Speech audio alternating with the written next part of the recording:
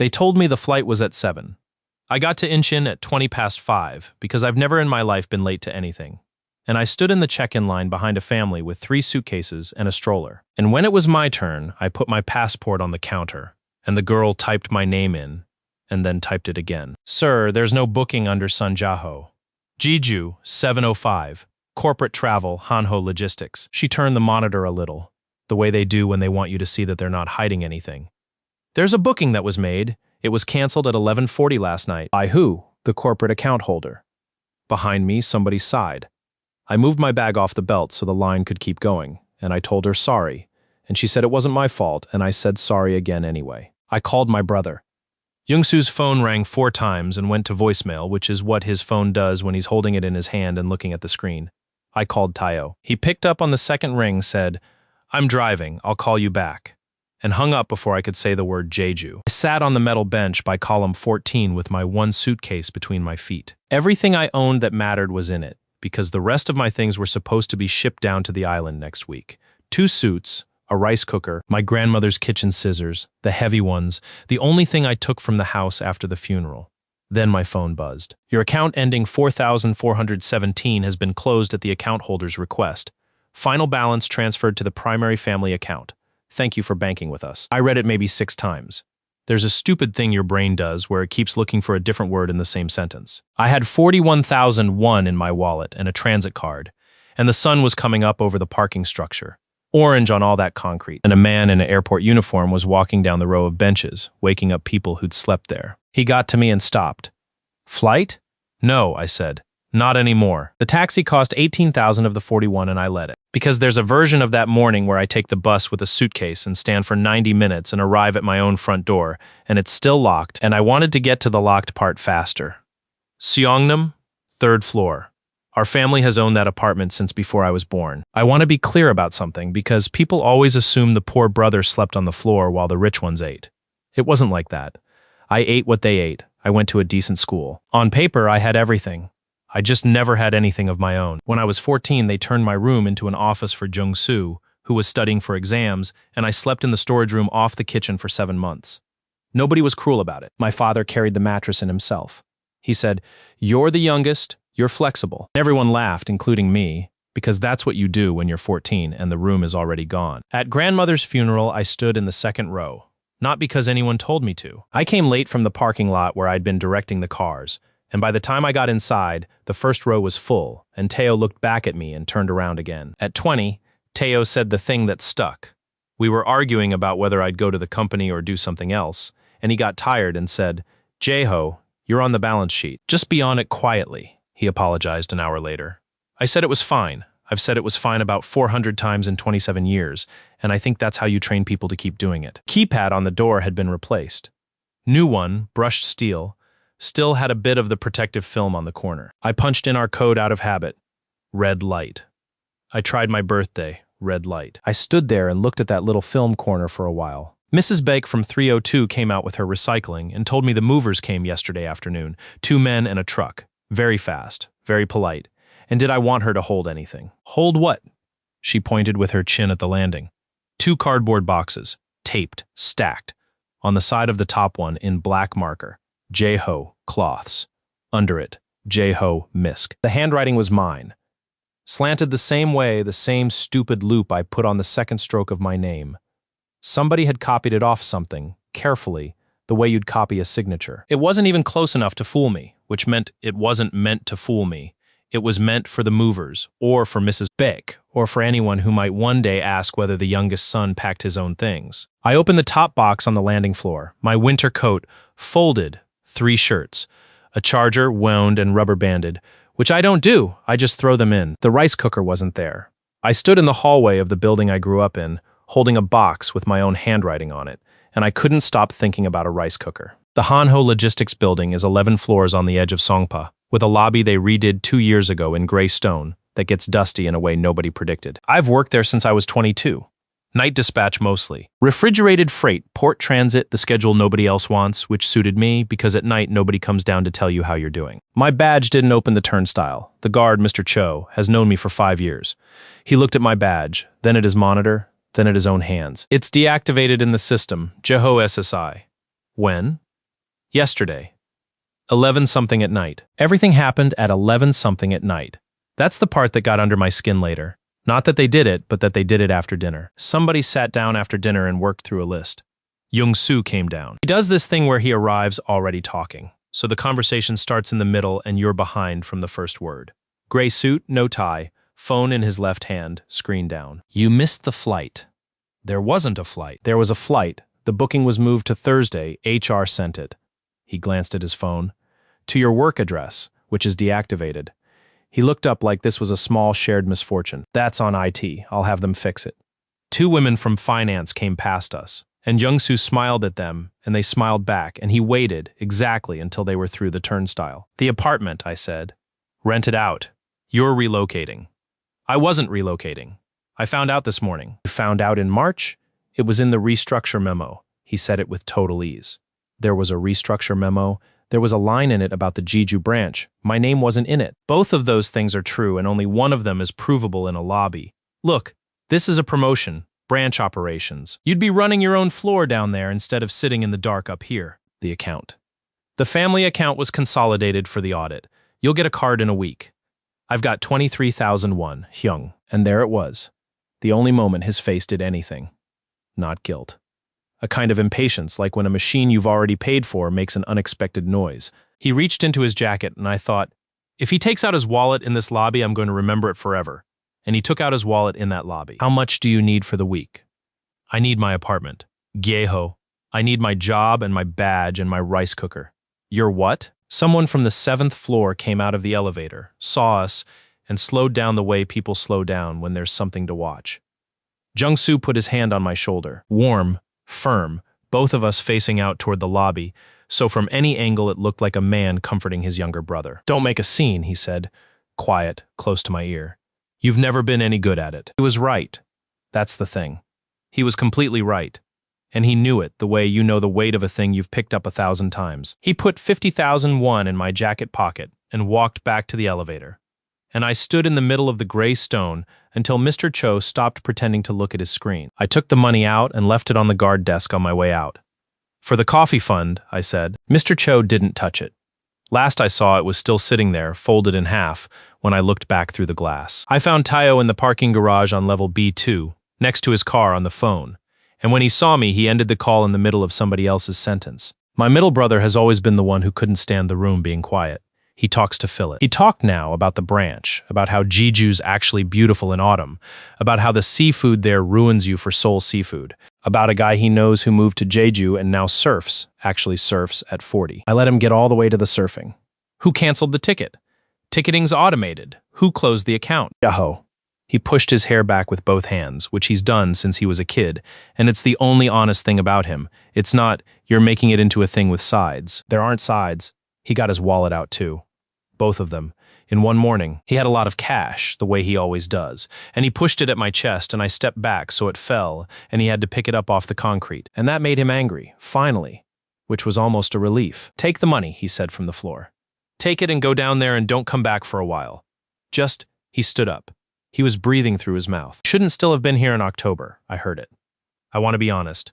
I heard it and I filed it and I didn't understand a single thing about it. What's in October? And his whole face closed, like a shop shutter coming down. Nothing's in October. He got in his car. He backed out badly, clipped the corner of the pillar with his mirror, didn't stop, and the sound of it went up through all of B2. I stood there with a suitcase and 2 boxes I'd left with Mrs. Bake and 23,001 and a phone at 12%. And I said the word October out loud in an empty parking garage to nobody. Here's what nobody tells you. The first night isn't the bad one. The first night, you're still solving a problem. I went to a Jimjilbang in Garikdong that's open 24 hours and costs 12,001, and I told myself I was being smart about it. You get a locker, you get a mat, you get a floor with 40 other men on it, and the lights stay on low all night. And somebody's phone plays a drama at the volume of a man who thinks his earbuds are in. I lay on the mat with my arm over my eyes and did the math over and over. 11,001 left. 900 if I ate. At 3 in the morning, I did the thing I'd been not doing all day, which was to scroll through my contacts looking for someone to call. 340 contacts. Warehouse guys, drivers, customs brokers, 2 ex-girlfriends, my university roommate, who moved to Vancouver. I got to the bottom without pressing anything, and I understood something about my own life that I'd been polite about for a very long time. I know an enormous number of people, and I have made absolutely sure that none of them owe me anything, because owing goes both ways, and if nobody owes me, then I never have to be the man who asks. Second night, I found out that Jim Jill Bang wanted the money up front, and I had 11,000. Bus terminal then. Seoul Nambu, the row of seats by the west entrance where the cleaners don't come until 5. There's a guy there, older, who has clearly been doing it much longer than me, and he moved his bag over about 6 inches to make room. And neither of us said anything. And I have thought about that 6 inches more than I've thought about anything my brothers did. Thursday, I sold my watch at a pawn shop in Sindarim. Not a nice watch. 60,000. In between, I looked for work. And that's where it stopped being a bad week and started being something with a shape. Dispatch is a small world. There are maybe 11 companies in the country doing serious reefer transit, and I know somebody at 9 of them. Wednesday morning, I called director Huang at Kyungdo, who once drove 90 minutes at midnight to bring me a spare genset because I asked nicely. And he was warm for about 40 seconds, and then he wasn't. Send me your CV, JHOSS. You've seen my CV. You tried to hire me in 2023. Things are tight. Hyung. A pause with an office in it. Somebody laughing behind him. A printer. There's a note on you, he said, in the shared file. Not a criminal thing. It says pending internal review. Do not onboard. Pending review of what? It doesn't say. It just says the family will clarify. I want to explain what that phrase does in this industry, because if you don't work in it, you'll think it's nothing. Nobody checks whether the review is real. Nobody wants to be the man who hired the Sun family's problem 3 weeks before the Sun family calls to ask about capacity. It costs them nothing to skip me, and it might cost them a contract to take me. So they skip me. Every one of them. Politely and with warmth, and with a request that I send the CV anyway. 2 of them didn't even let me finish. One asked me, carefully, whether it was money or drugs. I stopped calling on Thursday afternoon after the 6th one, and I sat on a bench outside a convenience store in Sindarim with a coffee from the 2-for-1 shelf. And I worked out that my brothers had not thrown me out of a house. They'd thrown me out of a profession. The house was just the part you could see from the street. Thursday night, the terminal was full. There's a rhythm to that place after 1 in the morning. The last Busan coach comes in. 40 people spill out and thin away in 10 minutes, and then it's just us. The cleaner does the west entrance at 5, and you have to be up and looking like a man waiting for a bus by 4:50. The older guy with the 6 inches of bench asked me on the second night what happened. Not gently, the way you'd ask about a truck. Family, I said. He nodded like I'd said the weather. Wife? Brothers. Ah. He got a bun out of his bag and tore it in half and put half on the bench between us and did not look at me while he did it, so that I could take it without it being a gift. I ate it. It was the best thing I ate that week, and I've had dinner since in places with a wine list. He told me his name was Mr. Gu, and that he'd been a machinist in Ansan for 31 years. He told me the trick with the terminal is to never sleep with your bag under your head, always through the strap and against the wall, because they don't take the bag, they take the shoes. He told me about 6 other things like that, in order, like a man handing over a job. Then he said, don't call them again. I haven't. You will. Around day 9 or 10, you'll decide it was a misunderstanding. He wiped his hands on his knees. It's never a misunderstanding. Nobody spends 3 months arranging a misunderstanding. Friday, I ate 1 meal and slept sitting up because it rained and the covered part of the terminal was full. Saturday, I got on the 9403 out to Namyangju with 2 bags of groceries, because Saturday is Solyang. I'd been going out there every Saturday for a year and 2 months. It started stupidly. A driver I knew got a shipment of rice damaged in transit. Wet corners, unsellable, perfectly fine inside, and he was going to eat the loss, and I said I'd take it off the manifest and find somewhere for it. I found a care home with 41 beds and a director who cried on the phone because their food budget had been cut in March. After that, I just kept going. Not with damaged rice, with my own money, which was never much, but the buses out there are cheap and I had nowhere to be on Saturdays anyway. I asked the volunteer coordinator to keep me off the group chat. Not out of modesty. Because the second something like that gets written down, somebody at work sees it and then it becomes a thing about me instead of a thing about them. So that Saturday, with 60,000 won from a pawned watch, I spent 22 on rice and eggs and 2 boxes of persimmons, and I rode an hour out of the city to give it away. I know exactly how that sounds. I didn't have an argument for it. I just knew what happens to old people on the weekend when nobody comes. Solyang is a converted school building with a ramp bolted onto the front steps and a courtyard where somebody's grown tomatoes in paint buckets. I carried the bags through the front hall, and Mrs. O at the desk said the persimmons were too expensive, and I said they were on sale, which was a lie, and she wrote them into the ledger as donated value, unknown. Room 4 is where Grandmother Malsoon is. Kim Malsoon is 81. She has a bad hip and a mind like a filing cabinet, and she does not ever ask you how you are as a formality. When she asks, she wants the answer, and she will wait through the entire silence to get it. I sat on the plastic stool by her bed and peeled a persimmon with Grandmother's kitchen scissors, because I carry them, which is a strange thing about me that I don't explain to people. She watched me do it. "You wore that shirt last week," she said. "It's a good shirt." "It's the same shirt." I kept peeling. The peel came off in one long piece, and I was pleased about that in a way that had nothing to do with the peel. "Where are you sleeping, Jaho?" "Same place." "Which is outside." Somebody was hosing down the courtyard and the water was hitting the paint buckets. "It's temporary," I said.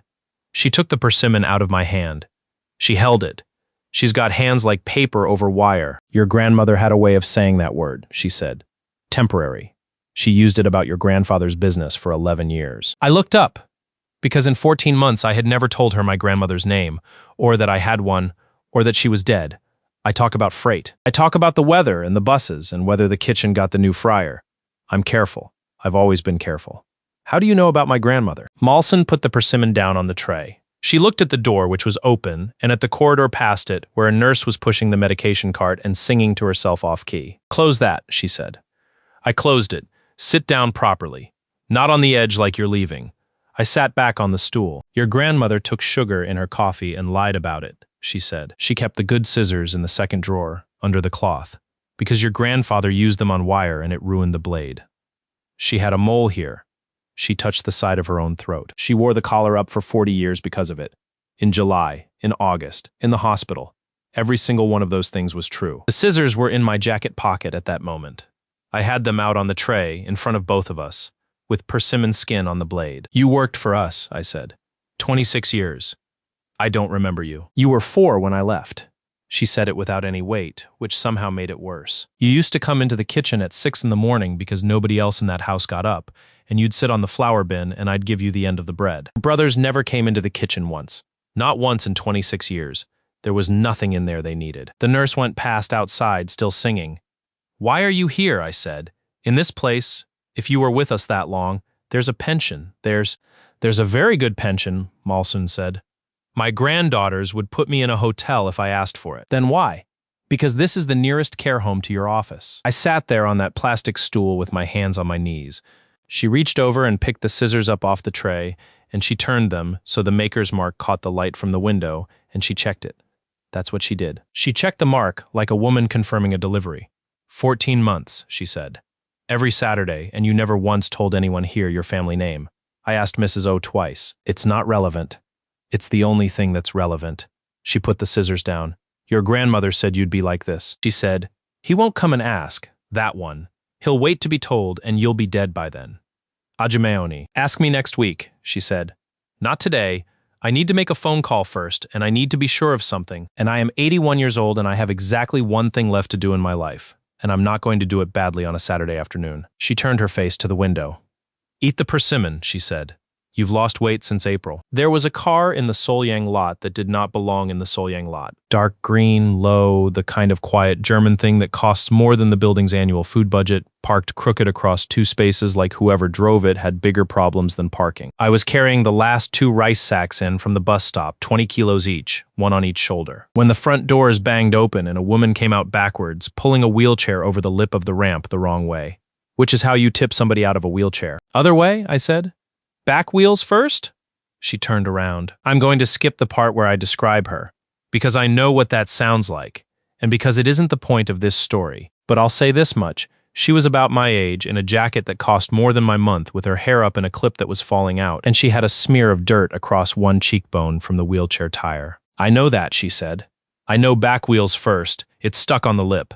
"It's not stuck. The brake's half on." I put the rice down, released the brake, and rolled Mr. Yang backwards down the ramp, and Mr. Yang, who is 90 and deaf in one ear, said loudly that I was the only one there who knew what I was doing, and the woman heard it, and I watched her decide not to be annoyed by it. "You work here?" "No." "Then what are you?" "Saturday," I said. She laughed. It came out of her before she'd approved it. which I've learned is the only kind of laugh worth anything. She pushed Mr. Yang to the tomato buckets and came back while I was hauling the sacks to the kitchen. And she followed me in and watched me stack them. And then she asked what I did on the other 6 days. And I said dispatch, and she asked dispatch for who? And I said nobody, currently. And she looked at me for about a second and a half longer than the answer needed. Han Seri, she said. Jeho. Just Jeho? Son Jeho. Nothing on her face. I've thought about that since. Nothing at all. And she is not a woman built for hiding things, so either it meant nothing at that moment or she was better at it than she looks. She came out to the lot when I was leaving. She had her grandmother's overnight bag over her shoulder. She was taking Malson home for the weekend, which apparently they did once a month, which I had somehow never once witnessed in 14 months of Saturdays. Let me give you money for the bus. No, you brought 40 kilos of rice on a bus. I brought it on 2 buses, I said. The first one's the hard one. She got out her card, then her phone, then she actually looked in the pockets of that jacket for cash like a person who genuinely does not carry it. And she found a 50 and held it out, and I put my hands in my pockets. You're going to stand there, she said. I'm going to stand here. Why? Nobody had asked me why in a very long time. Everybody just moves on when I say no. Because when a man with nothing says no to money, it makes the room uncomfortable and people would rather leave it. Because then it's a transaction, I said. And then next Saturday, I'd have to think about whether I was coming here for them or for the 50,001, and I'd rather not find out. She put the money away. She got in the green car. She backed out of the 2 spaces she'd taken and stopped level with me and put the window down. The 9403 doesn't run again till 10 past. I know that's 40 minutes. I know. She sat there with the engine on and her hand on the gear stick, and she looked at me the way you look at a piece of freight when the weight on the manifest doesn't match the weight on the scale. Then she drove off. I stood in that lot for 40 minutes and I did not think about her once because I was thinking about the word October and where I was going to sleep, and whether Mrs. O had written down the persimmons at the price I actually paid. Inside the car, going down the hill toward the expressway, Malson said nothing for about 4 kilometers. Then she said, the boy with the rice. He wouldn't take bus money. No, he wouldn't. You know him? The old woman looked out at the reservoir going by. There was a bag on her lap she'd brought from her room, and she had both hands flat on top of it, and she did not move them. That's son Gumson's grandson, she said, the youngest one. Sari turned her head. Hanho? Those sons? There's only one family of them. He said he's not working. No, said Malsoon, he isn't. She was quiet again for a while, and then she said the thing that made her granddaughter pull over into the emergency lane on the soul-bound side of a national expressway at 4 in the afternoon. I've been waiting 11 years for that boy to come to me on his own, Malsoon said. I couldn't go to him. It had to be him. Those were the terms. Grandma, what terms? And Malsoon opened the bag on her lap and put her hand inside it, on something flat, and closed it again without taking anything out. Turn the car around, she said. The 9403 was 6 minutes early that day, which it has never been before or since. So when the green car came back up the hill and swung into the Solyang lot at 20 to 5, there was nobody standing in it. Mrs. O told me about it later. Months later, the way you tell someone about whether they missed. A woman in an expensive jacket out of the car before it had properly stopped, asking for the man with the rice. Not by name. Nobody at Solyang had my name written anywhere except a ledger line that said donated, value, unknown. No phone number, no address. 14 months of Saturdays, and I'd made sure of that. Mrs. O said the old lady in the car wouldn't get out. She just sat there with a bag on her lap and said, he'll come back next Saturday. He always comes back. That was the plan they had. Wait a week. I didn't have a week. I had 11,001. Monday I went to the port. Not because I had a clever idea. Because there is exactly one place in this country where a man with no references and no bank account and a note in the shared file can put his hands on money in the same week. The gate office at Incheon Newport, where the terminals hire day labor off a clipboard for the lashing crews and the container yards, and nobody asks you for a CV because the job is your CV hour by hour. Han Marine Logistics runs Terminal 4. 9 berths, reefer yard, bonded warehouse, and about a kilometer of stacked boxes that from the gate look like a city that somebody built out of Lego and then got bored of. I stood in the line at 6 in the morning with about 60 other men, and a foreman came out with a clipboard and read names. And at the end he said, anyone reefer certified? 2 of us put our hands up. The other guy's certificate was expired. That's how I got in. Not talent. A card in my wallet that my brothers forgot to cancel because it wasn't issued by Hanho. It was issued by the Korea Refrigeration Association in 2019, and there is a version of this whole story where Teo remembers that card and I go to Jeju. The work was fine. It was actually the first fine thing in 9 days. You plug and unplug reefer units, you log set point temperatures, you check the return air readings, and you write down anything out of tolerance. And if you're any good, you walk the rows with your ears open because a compressor that's about to die makes a sound like a coin in a washing machine. By the third day, I'd stopped noticing that I was sleeping in a container terminal rest cabin with 4 other men and a broken heater. By the fourth day, I found the thing. Row H, stacks 11 through 19. 41 reefers, all inbound from Qingdao, all pharma grade, all sitting in the third tier of a stack in an 8-degree ambient, with the sea wind coming straight down the row. I checked the manifest on the yard tablet. The set points were right. The plugs were right. The paperwork was perfect, and they were in the wrong place. Terminal 4 has a genset ring main that splits at row G. Everything from H onward runs off the secondary feed.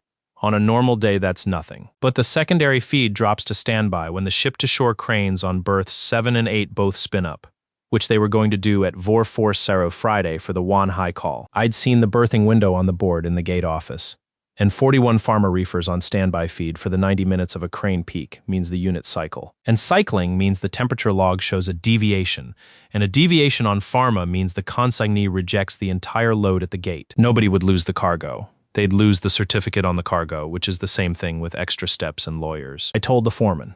He said the yard plan came down from planning, and planning doesn't take calls from the lashing line. I said okay. Then I did the thing that has always got me in trouble, which is that instead of leaving it, I sat down on an upturned crate at the end of row H with the yard tablet and typed it out. Not a complaint.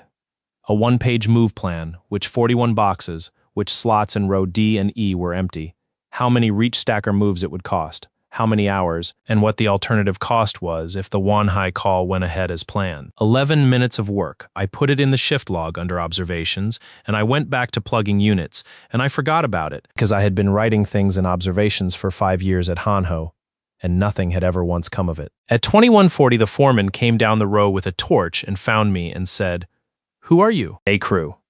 They want the day crew who rode in the log to come up to the tower. Terminal 4's control tower is 8 floors of nothing, and then 1 floor of glass. And from up there, the whole yard is orange under the sodium lights, and the ships look like buildings that have gone for a walk. She was standing at the window with her back to the room.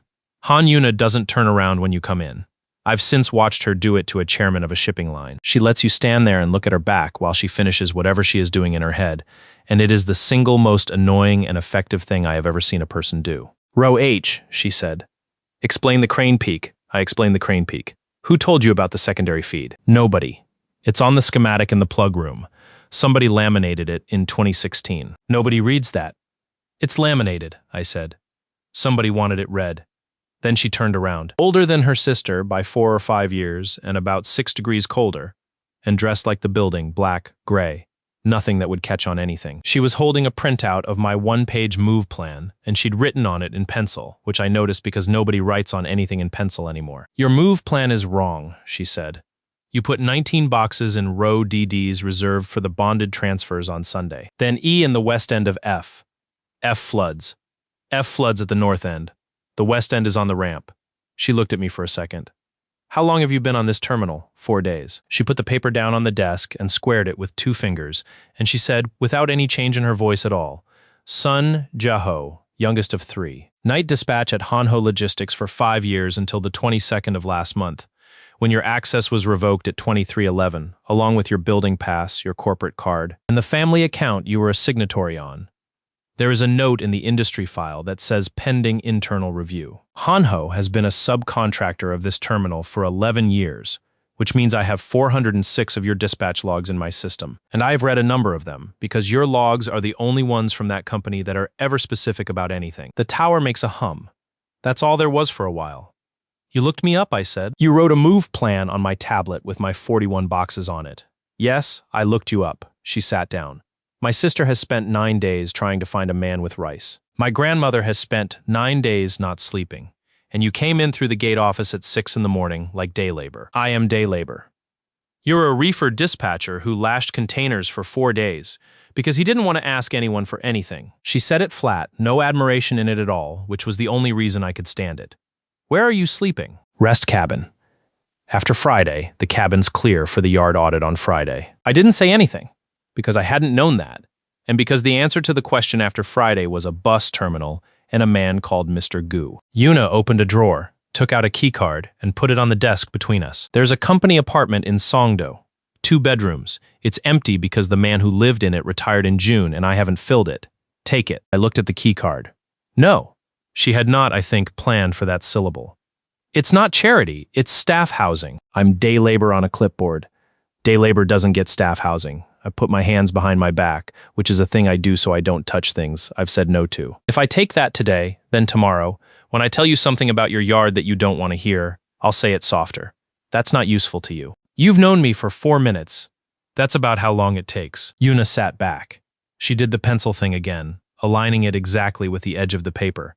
And I understood later that this is what she does instead of showing anything on her face. Then you'll owe me, she said. What? You want it to be work.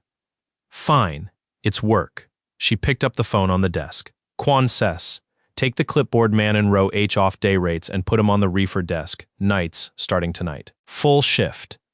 And Quan SI. He moves row H before the Wanhai call.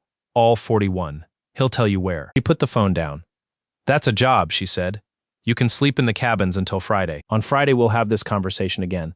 And you'll still say no, and I'll let you, because I want to see how long you can do it. I got as far as the door. Son SSI, I turned. The persimmons, Yuna said. My sister says you told the front desk they were on sale. They were. Solyang buys persimmons at 1,800 a kilo from the same market. There was no sale in the second week of October in the last 4 years. She was already looking at her screen. Good night. Night shift on the reefer desk is a small dark room with 9 monitors and a kettle. I liked it more than anything I'd done at Hanho, and that is a sentence I would have found insulting 3 weeks earlier. At Hanho, I was a son, and every instruction I gave went through a filter in the other person's head that said this is the youngest one, he's here because of his name. At Han Marine, I was the clipboard man from row H, and when I said move it moved, and that was all. Around 2 in the morning, when there's nothing on the boards, you think? I thought about the kitchen. 6 in the morning, 4 years old, sitting on the flour bin with the end of the bread, and a woman I did not remember at all standing at the counter with her back to me. I thought about my brothers never once going into that kitchen, and I started rereading my own childhood the way you reread a contract after the deal goes bad. 14. The storage room. My father said you're flexible, but it was Jungsu who suggested it, in front of everyone over dinner, and he had the room measurements already. 17. University. I wanted the Maritime Academy in Busan. Teo told my father the tuition timing clashed with something. I went to a school in Seoul, 40 minutes from the house, and lived at home for 4 more years. 22. Jungsu personally arranged my job at Hanho, night dispatch. He called it learning the business from the floor. 5 years on the floor and not one rotation, not one training program, not 1 week in the head office. 24. I said I'd go and work in Singapore for a competitor, a real offer, good money. The whole family sat me down. My mother cried. Jungsu said, if you leave, who's here when father's ill? Every single one of those decisions kept me in the same 40-minute radius, in the same building, on the same payroll, with the same name and no title. They never hated me. I want to be accurate. Hatred is loud and it takes effort, and my brothers are efficient men. What they had for me was closer to how you feel about a smoke alarm that chirps. You don't hate it, you just want to know exactly where it is at all times, and you'd like it to stop. At 3:20, my phone buzzed. Loan reference 88 to 4471, principal 12 million KRW, first payment overdue. Contact us to avoid further action. I hadn't taken a loan. I read the reference number 3 times, and then I put the phone face down on the desk and went and checked the return air readings on row H. All 41, one at a time, in the dark, because it was the only thing on this earth I could still control. I found out the rest later, so I'll put it here where it belongs. That same week, in a private room on the 40th floor of the Taesung Capitol building, my eldest brother signed a term sheet, 240 billion won of growth capital into Hanho Logistics, a new bonded facility in Pyeongtaek, a seat on the board for the investor, photographs afterwards at a table with an orchid on it, and on page 9 in the conditions precedent, 1 clause, consolidation of 100% of issued shares under the control of the executive directors, certified by independent counsel prior to the second tranche. Chairman Park Dong-hoon had a daughter. Jungsu married her in March of last year. Teo married a girl he'd known since middle school in September of the same year. 6 months later, and everyone at that wedding said what a beautiful surprise it was that both brothers had settled down in 1 year. They came for me on a Thursday, both of them. I came off shift at 7 in the morning, and the green car was at the terminal gate with the hazards on in a place you absolutely cannot stop, and the gate guard was arguing with it and losing. Sari got out first, and she was already angry. Sun Jaho, morning, 14 months. She came around the front of the car. She had a coffee in each hand, which somewhat undercut the effect. 14 months of Saturdays, and you sat in my grandmother's room, and you gave me your name, and you didn't think to mention that I'm what? She stopped. Because there is no end to that sentence that doesn't sound insane. That you're the one we've been looking for. That you're a line in a document. That my grandmother has a bag she won't put down. Yuna got out of the passenger side, which surprised me. I'd assumed she was a woman who drove. Get in the car, Yuna said. You're blocking the gate.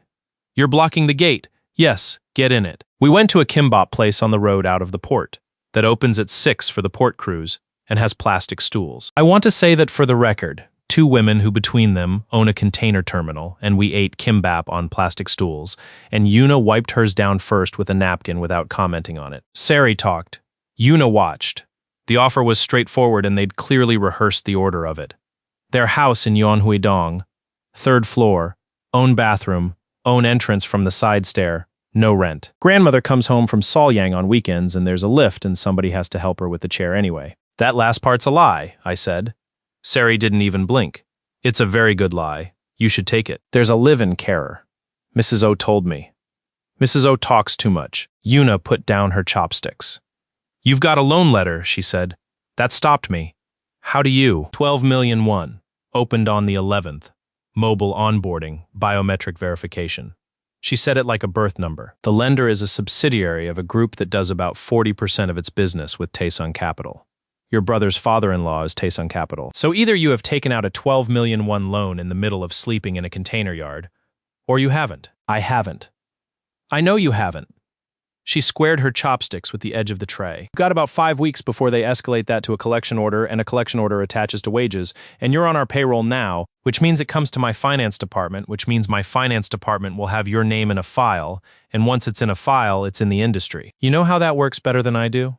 Then take me off the payroll. Sari put her coffee down hard enough that the lid came half off. That's what you got out of that? It's the part that's my problem. You're impossible. I'm not going to live in your house. Why? She leaned in. And don't say transaction. Say the real one. I sat on that plastic stool with a plate of kimbap I hadn't paid for, and I gave her the real one, which I have never given to anybody, before or since, except her. Because I've been a project, I said. I was my mother's project when I was small, and I was my father's project when he got sick, and I was Jongsu's project for 5 years, and the whole time they were being very kind to me, and I found out this month what it was actually for. So you'll forgive me if I don't move into a house with 2 women who found out my family name before I gave it to them and who have been driving around Namyangju looking for me for 9 days, for reasons neither of you will say out loud. Yuna didn't move. Sari went red from the collar up, and then she said the thing I still hear in my head at odd moments. In the exact tone she said it, which was not gentle at all. You're not a project. You're a man with nowhere to sleep. Those are different things, and you're mixing them up on purpose, because as long as it's about your pride, you don't have to notice it's about a bed. And she got up and went and sat in the car. Yuna finished her coffee. She put a business card on the tray, face down, and turned it over with one finger. Friday, she said. The cabin's clear at noon. It rained on Friday. Not the good kind. The kind that comes sideways off the water and gets under the collar of a jacket in 11 seconds. The cabin's cleared at noon for the audit. I moved my bag to the gate office. At 4, the gate office told me they were locking it. At 6, I found out that the Jim Jilbang in Garrick-dong had shut for renovation, actual renovation, scaffolding, a sign with a date in March, and that the terminal in Nambu had a police check on that night because of a thing that had happened on Wednesday, and men with bags were being asked for ID and an onward ticket. My phone died at 7:40. I stood under the overhang of the plug room at Terminal 4 with a duffel and a container yard in front of me. And I'll tell you exactly what I was thinking. Because it wasn't noble and it wasn't brave.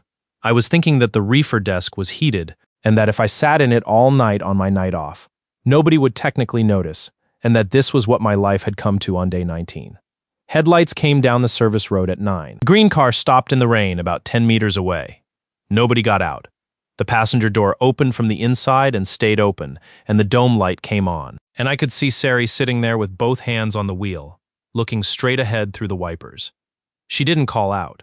She didn't say anything at all. She just sat there with the door open and let the rain come into her own car for 4 minutes while I stood under an overhang and did the arithmetic on the last 20 years of my life. I got in. She closed the door and put the heat on my side and pulled out, and we were on the expressway before she spoke, and what she said was, "There's soup at the house. It's not for you specifically. She makes too much." Okay. It's soup, Jaho. Nobody's adopting you. Okay. And then quieter, with her eyes on the road. "You waited under that thing for 2 hours?" "How do you know that?" "Because I've been parked on the service road for 2 hours," she said, arguing with myself about whether coming to get you counted as taking your choice away. The house in Yonhui-dong is old money that got renovated by people with taste, which means it looks like nothing from the street and then it doesn't stop. I met the housekeeper. I met the carer who was real and who was delighted to have someone to complain to about the lift. I met a dog, briefly, who did not care for me. Yuna came down when I was at the bottom of the side stair with my duffel still on my shoulder. "Third floor," she said. "I want to say something first." "Say it upstairs, you're soaked." "I'll say it here." I put the duffel down and got out my notebook, the yard notebook, water damaged along the top edge, and I tore out a page and wrote on it against the wall. Room, Yonhui-dong, 700,000 won per month from 15th. Deducted at source from wages. Han Marine payroll in writing, starting this month. Signed, Sun Jae-ho. I put it on the hall table. Sari looked at it and made a sound like she'd been hit in the stomach with a small pillow. 700,000?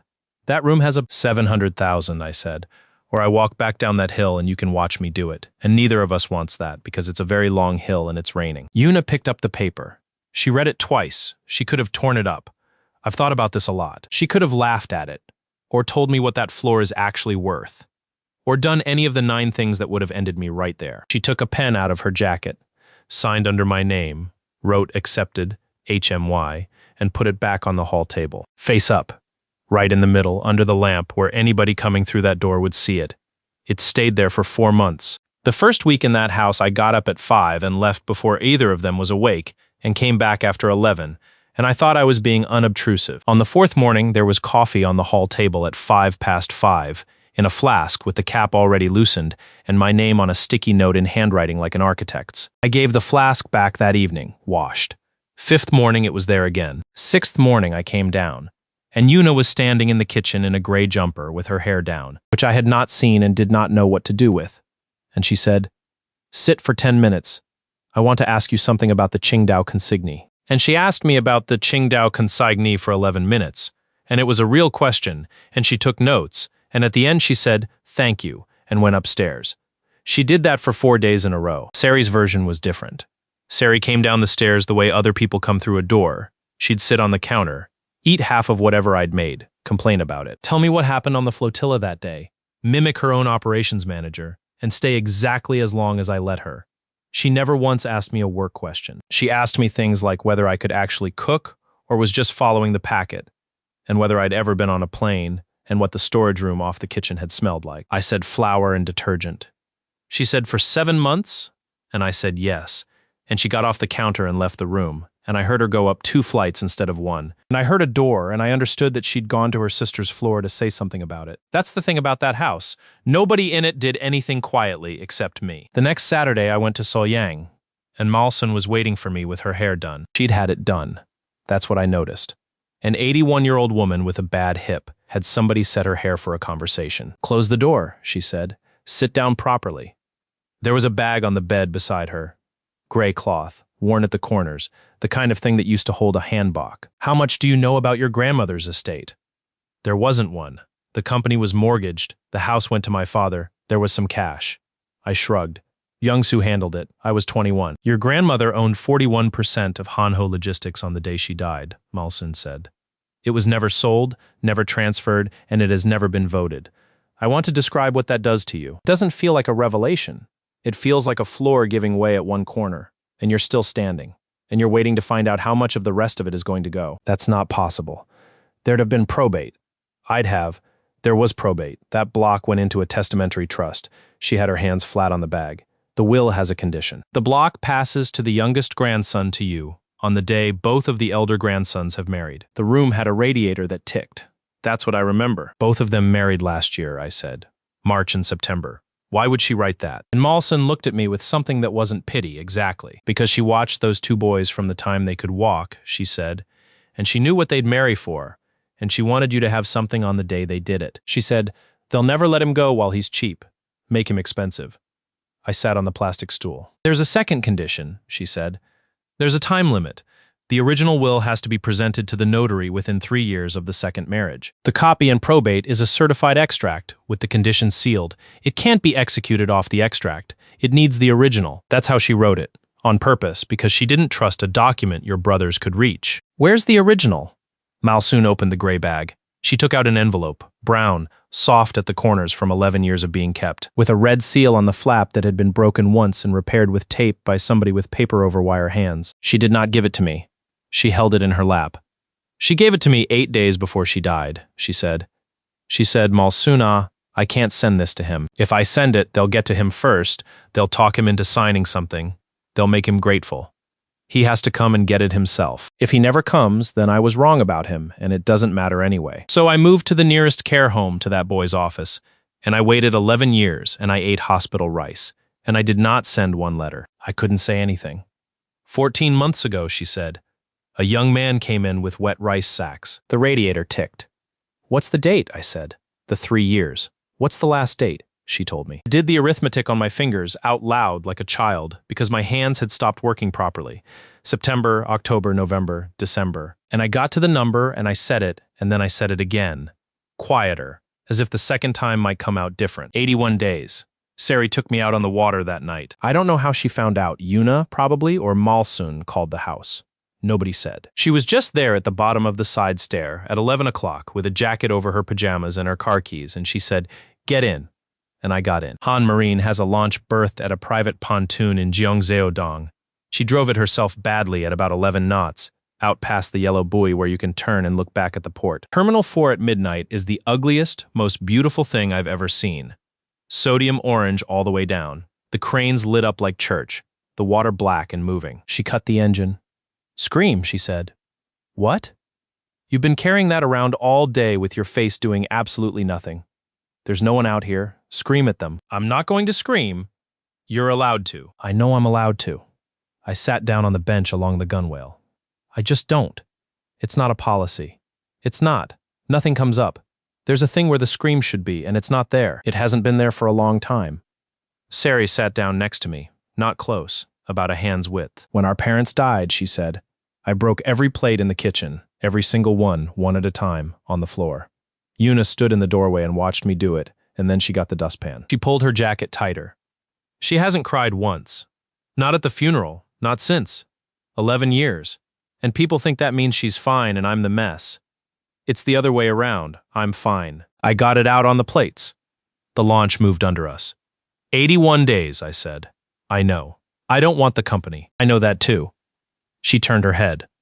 That's the problem with you, actually. It'd be so much easier if you wanted something. Everybody I've ever met wants something and you can see it on them. It's the first thing you learn in a family like ours. And then there's you, standing in a car park, refusing 50,001 like it's radioactive. That's not. Don't, she said. And then she kissed me. Not carefully. She got a handful of my collar and pulled, the way you'd pull a line, and she was cold from the wind and her hair had salt in it, and it lasted about 4 seconds. And then she let go of my collar and sat back, and put both hands flat on her own knees like she'd been told to. I didn't say anything, because there was nothing in me that was going to come out in the right order. Okay, she said to the water. I'm going to say this once, and then we're going back, and you can do whatever you want with it. I'm not going to pretend that was the wind or the boat or a moment. I did it on purpose, and I'd do it again on the way back in. Sari, I know about my sister. She said it evenly. She hasn't said a word to me, and she never will. And I've known since the night you wouldn't take the keycard, because she came home and told me about a man who said no to her. And she told me twice. Yuna doesn't tell me anything twice. The wind came round, and the launch swung a bit on the tide. So we both know, she said. And I'm not going to be delicate about it, and she's not going to be loud about it, and you're going to be somewhere in the middle getting crushed, and I'm sorry about that in advance. She started the engine. Coming back in, past the pontoon, you can see the house on the hill in Yeonhui-dong, if you know which one it is. It's the one with the flat roof and the old pine. There was a light on in the corner window on the second floor. It was on when we left. It was on when we got back at 1:30. And when I came up the side stair, that light went off, before I got to the third floor landing. At the exact moment my foot hit the step where the wood creaks. 11 days after I moved into that house, Yuna put me in front of her board. She didn't warn me. That's not cruelty. That's how she operates. She told me on Tuesday morning that there was a meeting at 10 and that I'd be presenting the transit account. And when I asked which transit account, she said ours with Hanho and went to answer her phone. Han Marine's boardroom has 9 chairs and a table made out of one piece of something. The men in it had all known the Han sisters' father. 2 of them had known their grandfather. Director Im spoke before I'd sat down. Is this the yard hire? This is the reefer desk, Yuna said. He's been here 5 weeks. 6. He's a son. Yes, she said, and sat down and opened her folder, which in that room is the same as saying the discussion is over. Which it wasn't, obviously. Men like him don't stop, they just move sideways. Then I'd like it minutied, he said, that the Hanho account is being reviewed by a member of the Hanho family, at a time when Hanho is in negotiation with Taesung Capital, and that if this ends up in front of a regulator, the timeline will look precisely as bad as it sounds. Fair, honestly. I'd have said the same thing. I put the paper down the middle of the table. Not a deck. 4 pages, stapled, and 1 A3 sheet folded in half. Then let's minute this too, I said. I'm not asking you to trust me. Everything on these pages is from your system, and every line has the query reference next to it. So anyone here can run it themselves before lunch and find out whether I'm lying. Im didn't touch the paper. 2 others did. Here's what was on it. Hanho Logistics had been running reefer transit through Terminal 4 for 11 years. 310 sailings a year, give or take. And for the last 3 years, the average load factor on those units had been 61%. 61, in a business where the break-even is about 78. They were shipping air. Not once, not on a bad quarter as a policy, for 3 years on a route that had been profitable for 8 years before that. Why? Said the youngest man at the table. A finance director called Baek. Because the units are leased, I said. In 2022, Hanho signed a 4-year lease on 80 reefer units through a leasing company. It's a fixed monthly cost. If you've paid for 80 units, you sail 80 units. Because sailing 60 makes your utilization number look bad in the monthly pack, even though it makes your margin look good. Somebody at Hanho decided the utilization number was the one that mattered. Who's the lesser? Yuna said. She already knew. She'd known for months. She wanted them to hear me say it. Kyungin Equipment Finance, I said, which is 94% owned by Taesung Capital. Nobody said anything for a moment. So my brother's father-in-law leases him containers he can't fill. I said, at a rate nobody has renegotiated in 4 years, and Hanho eats about 900 million won a year to keep the relationship warm. That 900 million comes out of the transit margin, and the transit margin is the number Hanho uses to argue for rate discounts from this terminal. You've given them 4 rate concessions since 2023. Every one of them was justified with a margin number that was being destroyed on purpose, upstairs, by a lease with the investor's own subsidiary. Director Im finally picked up the paper. You're accusing. I'm not accusing anyone of anything. I'm telling you your customers' costs are structured to make your rates look expensive, and I'm telling you where to look. I unfolded the A3. This is the load factor by sailing for 36 months.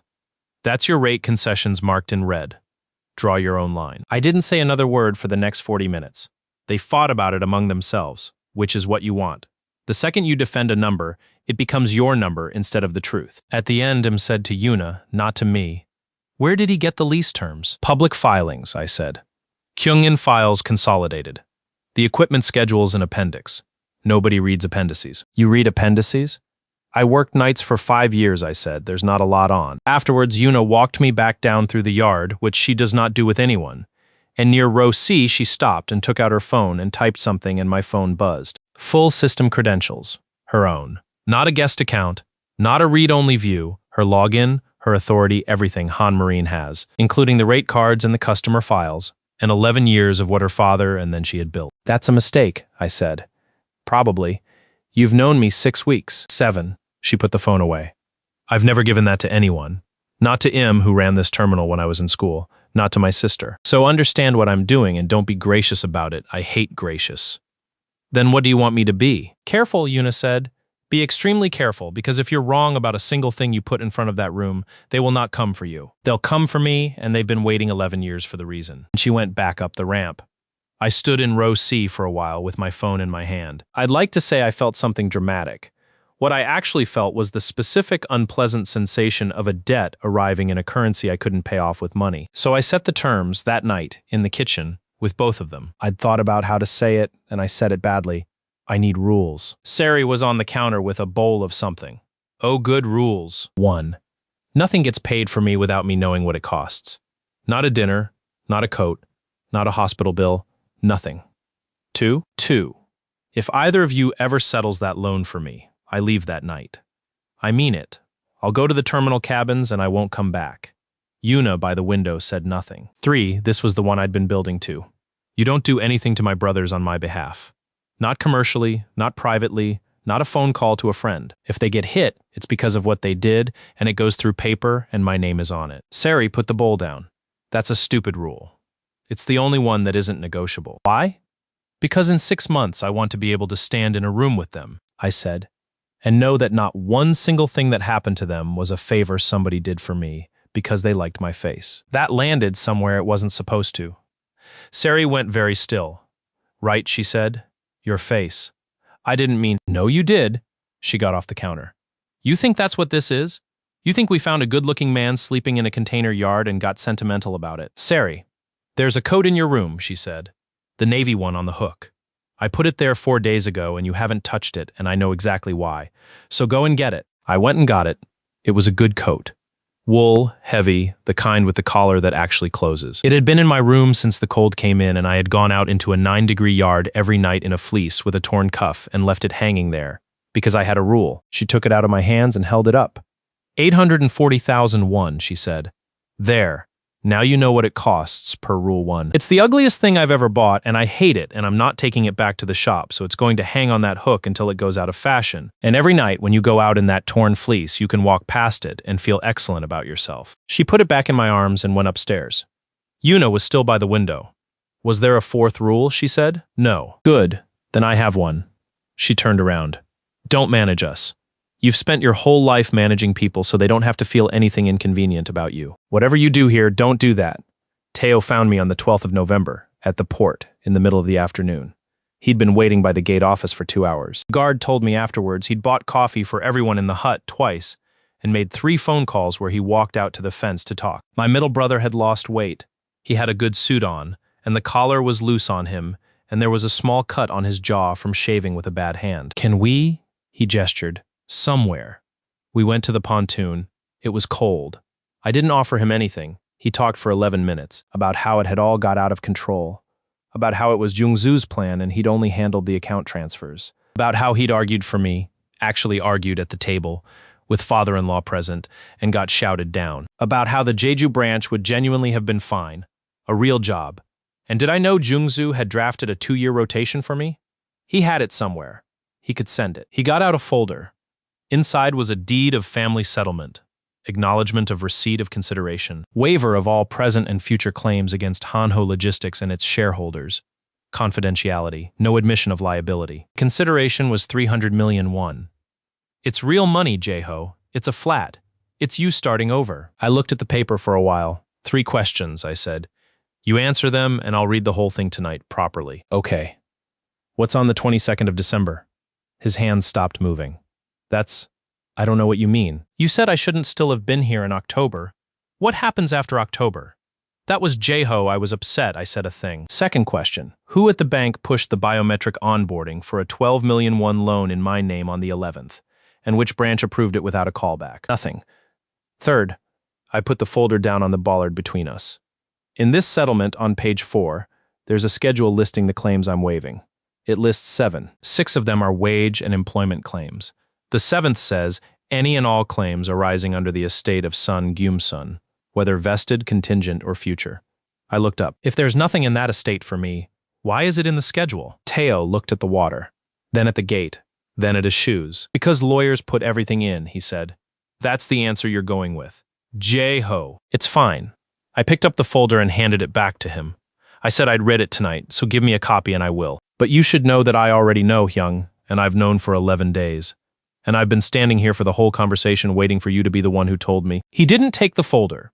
He stood on that pontoon with his hands at his sides and he said, in a voice I hadn't heard since we were children, and he broke a window and blamed the neighbor's kid. You weren't supposed to find out. Nobody was hurt. If you'd just gone to Jeju, you'd have got Jungsu would have made you a director in 3 years. He actually said that. After December, Teo said. Then he hurt himself. I want to be honest about what I felt at that exact second. Because it wasn't triumph. It was a kind of exhaustion, Because I'd known him for 31 years, and I'd just watched him hand me the thing that would end him, out of nothing more complicated than being tired and wanting somebody to say it was all right. He grabbed my sleeve on the way out. "Don't record this. Jaho, tell me you're not." I took my phone out of my jacket pocket and showed him the screen. Voice memo. 11:42. Still running. "You should get your own lawyer," I said. "Not the family one. There's a difference, and nobody's going to explain it to you." The loan escalated on the 15th. A man came to the terminal gate with a folder and asked for me by name at the guard hut, which is how they do it. They don't call, they come where you work. Because the whole product is embarrassment. I took him to the canteen and bought him a coffee, which confused him, and I said, "I'm going to be straightforward with you. Because you're the fourth person this month who's had to do somebody else's dirty job in front of me, and the other three at least had the decency to be uncomfortable about it." Then I put things on the table one at a time.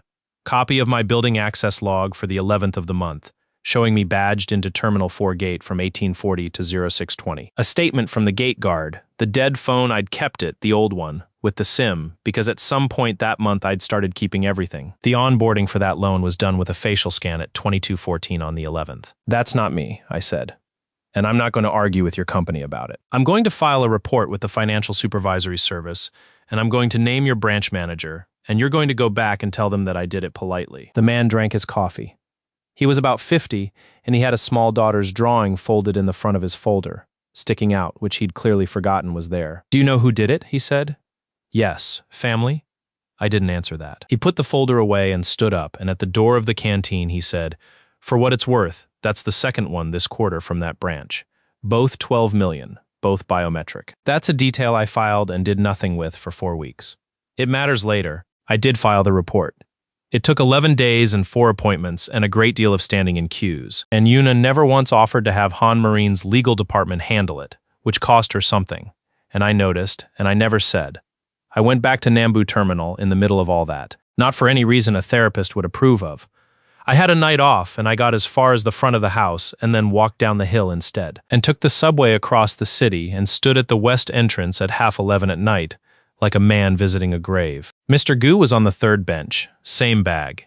He'd got a proper coat somewhere. He looked me up and down, the boots, the port jacket with the Han Marine crest on it, the fact that I'd eaten regularly for 6 weeks, and he said, "Well." I sat down. The 6 inches were still there. I'd brought 2 coffees and a bag of the buns he'd shared with me, which was clumsy, and we both knew it, and he took one and ate it and didn't say thank you correctly. "So it wasn't a misunderstanding," he said. "No. And now what? You've got lawyers? I've got a paper in a care home in Namyangju in 18 days. He thought about that. Then he said the thing I've quoted more than anything anyone else said to me that whole year. "When you get it, don't take the meeting." "What meeting?" "There's always a meeting." He wiped his hands on his knees. "At the end, when they've lost, they'll ask for one. Family, hotel lobby, somebody's wife crying. Everyone will tell you it's the mature thing. That's where they get it back off you." He shrugged. I took the meeting. 31 years in Ansen and a brother-in-law with a good voice. "Don't take the meeting. I've thought about that man more than my own father." They argued that night. My rooms are on the 3rd floor, and the stairwell in that house carries sound up like a chimney. I've never told either of them that. Something about the flotilla schedule, something about who signs for the fuel contract. Then it wasn't. You went and got him in the rain. Somebody had to. You went at 9, Sari. You knew at noon. So did you. A chair moved. You knew at noon, and you sat up in that office with your pencils, and you waited to see if he'd break, because that's how you learn what people are made of. And it never once occurred to you that a man might be under a metal roof at Terminal 4 with a dead phone while you were conducting your little experiment. That's not... Then why didn't you go? A long pause. Long enough that I stopped on the landing. Because he'd have got in the car, Yuna said. That's the point. No. He'd have got in my car because I employ him, and he'd have spent the whole drive working out what it cost him. Something set down on wood. He got in yours because you didn't ask him for anything. I can't do that. I don't have that. Everything I give a person comes with my name printed on it. The house made its noises. So you sent me, Sari said slowly. I didn't send you. You called me at 8:30 and said the cabins had cleared. You've never in your life told me about a cabin roster, Sari. You sent me to go and get the man you want because you'd rather lose him to me than have him think you bought him. Her voice cracked on the last part, and it was the only time in this entire story I heard that happen to her. You know what's disgusting about that? It's the kindest thing you've ever done for me, and I can't even have it. A door. The other door 11 seconds later. I stood on the landing in the dark for a long time, And then I went up and lay on the bed with my shoes on. In the morning, there was coffee on the hall table at 5 past 5, flask, cap loosened, sticky note. Sari came down at 7 and ate half my toast and complained that I burn it on purpose. They were flawless. That's what I couldn't stand. Chairman Park Dong-hoon invited me to lunch on the 18th. Not through Jung-soo. His secretary called Han Marine's switchboard and asked for me by name and department, which is a message in itself. The restaurant was in Hannam, one of those places where the corridor is longer than the dining room. He stood up when I came in. He poured my water. He asked about the reefer desk with real questions, like a man who had actually read something, and for about 20 minutes it was the best conversation I'd had with anyone, over 60 in my life. Then the plates went away. Your grandmother, he said. I met her twice, 1998, and then at your grandfather's funeral. Formidable woman, rude to me both times. That sounds right. She structured that trust herself. Did you know that? Not the family lawyer. She went to a firm in Daegu that nobody in Seoul had ever used. He turned his glass a quarter turn. It took my people 6 months to find out that it existed. Your brothers had been telling me for 2 years that the share register was clean. They were lying to you. They were lying to everyone. It's what they're for. He said it without heat. Here is where we are, Sun Jae-ho. I have committed 240 billion won to a company whose share register has a hole in it. That hole is you. On the 22nd of December, it either closes forever or it opens, and I would very much prefer to know which before December rather than during. I'd imagine so. So, 400 billion is out of the question. Let's not do the dance. He put a card on the table, face down, the same way his son-in-law's terminal does it. 11 billion won for a signed disclaimer of the trust interest, executed before a notary this month. Paid in one installment, no conditions, no confidentiality clause, you can tell anyone you like. And separately, because I'm told you have a fondness for it, Taesung will endow the care home in Namyangju at 400 million a year for 10 years in your grandmother's name. And I'll have my daughter's foundation administer it so it isn't dependent on my mood. I sat there. 11 billion won is not a number that means anything. It's a number that turns into a shape in your head. My father's care forever. 41 old people fed until the last one dies. A life where nobody I know ever has to ask anyone for anything again. I wanted on the record that I thought about it for a long time. No, I said. You haven't asked what happens if you say no. I know what happens. Say it then.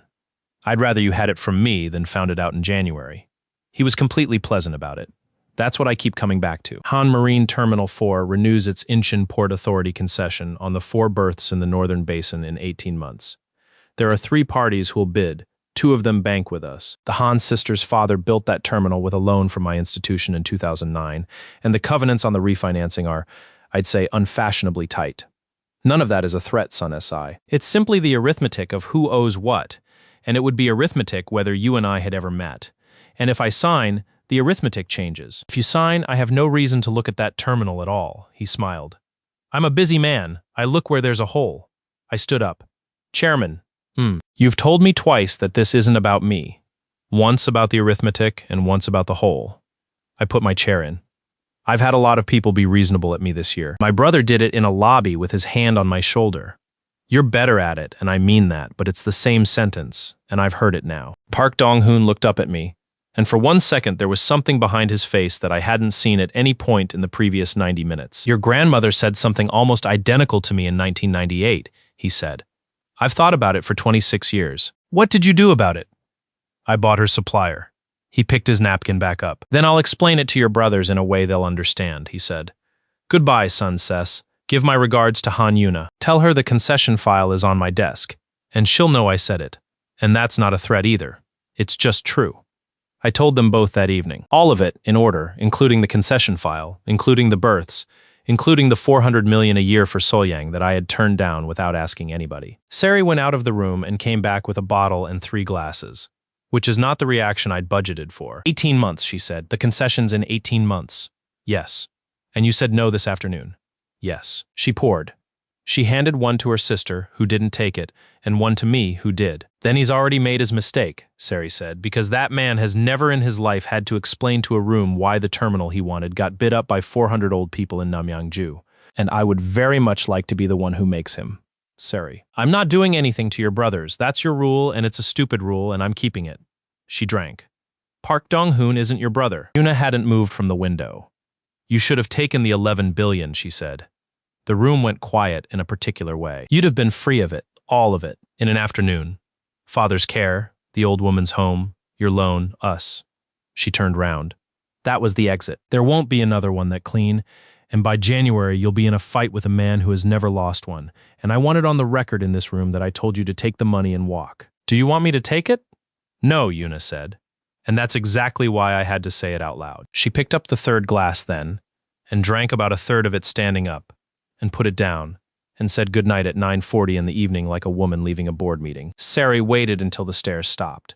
She's been drafting the concession bid since August, she said. 200 pages. She was going to lose it anyway, and she's never told a soul, including me. So, when she says take the money, that was her handing you the lifeboat off a ship she's already standing on. She finished her glass. Anyway, she said, that's not why I'm angry. You're angry? You went to lunch with him alone. She put the glass in the sink hard. 11 billion won and a threat and a nice old man saying your grandmother's name at you. And you sat through the whole thing by yourself. And then you came home and did the persimmons before you told us. She stood with her back to me at the sink for a second. You keep doing that. You keep going into rooms alone. One day one of those rooms won't let you out, and neither of us will even know which building you're in. The Chionin incident happened 4 nights later, and it's the reason I'll never be able to be objective about that woman as long as I live. 2:10. A Hanho box comes off the ship with a damaged genset mount, and nobody flags it. By 0240, it's in row H, third tier, plugged, drawing hard and dying. At 03 Oseklich, it takes the phase down on that section of the ring main.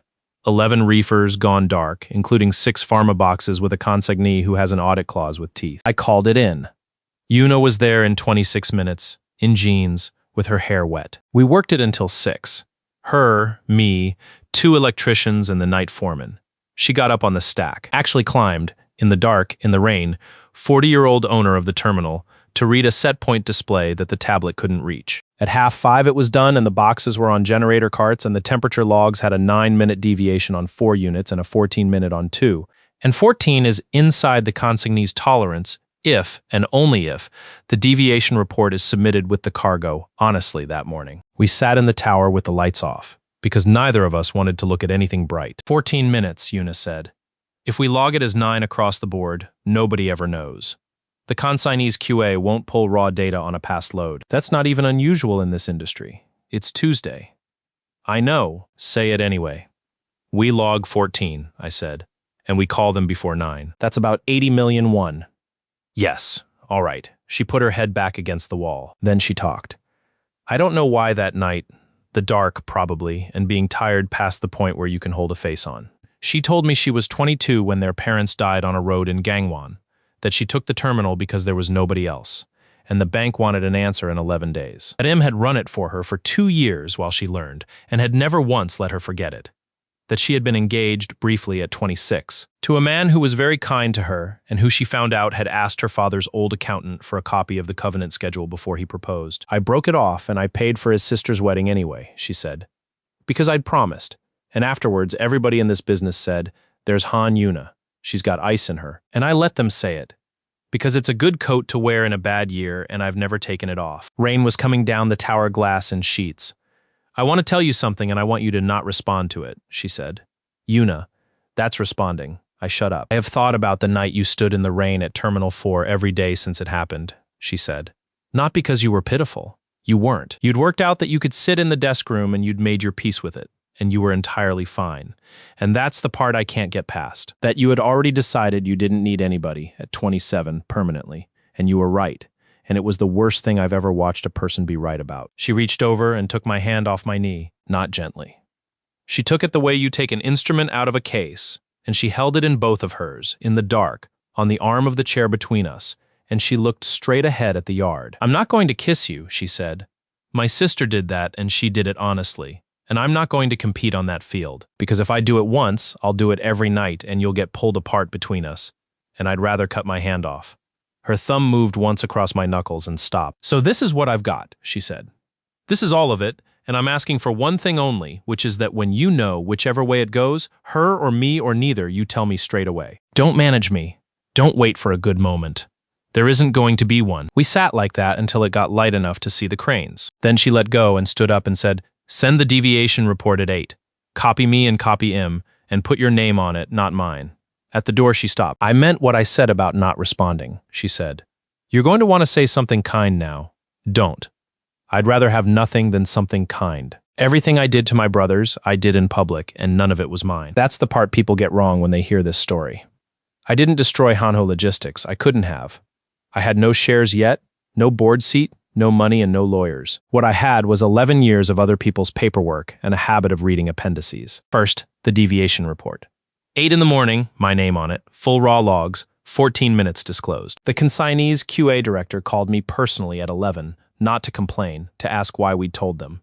I said because you'd have found out in March, and then you'd have had to leave. 2 days later, that same QA director sent his own auditor to look at his own supply chain, and the auditor's scope included the whole Hanho reefer fleet. And the auditor found the 61% load factor and the lease with Kyungin, and the auditor wrote it up. Not for me. For his client, in a normal report, in normal language, and he sent a copy to the port authority because that's the protocol. Second, the insurers. Once a Korean port has an independent audit on file describing systematically underloaded reefer sailings on leased units, the underwriter re-rates the account at renewal. Hanho's marine cargo premium went up 31% on the 14th of December. Nobody at Han Marine made a phone call about it. It's a formula in a spreadsheet in an office in Uido. Third, Han Marine's board withdrew the 4-rate concessions.